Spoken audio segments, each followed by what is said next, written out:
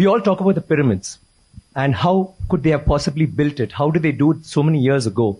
But do you know that in India, we have so many temples, but the one with the highest Gopuram is there in Tanjavur, which is where the Chola dynasty had happened, and his role, Rajaraja Cholan, had built it.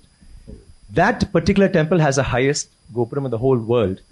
The top stone alone, it's a single stone that weighs 80 tons. 80 tons, not 1 ton or 2 tons. And how did they do it? But do we know that? We all go to the pyramids, we go see the Leaning Tower of Pisa. Someone said something very nicely. He said, we are actually appreciating a building that doesn't stand. It's falling over and wow, let's take a picture, let's take a selfie, and we're getting excited. But we have temples today that stand and they didn't use plaster. Do you know that for this particular stone, they had to use a ramp, which was 6 kilometers long, which was pulled by bulls, elephants, and people. 6 kilometers long to get it up there, without any machinery, without any cranes, without anything. And they didn't have plaster. It's withstood 6 earthquakes. You know what happens when an earthquake comes? Without plaster. What they have done is they have an outer wall.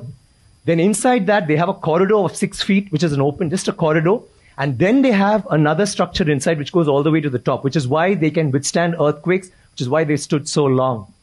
So these are all things that we need to know about. This particular king has built 5,000 dams in his time, and he's made a water management ministry in that time. He's had elections for the village leaders.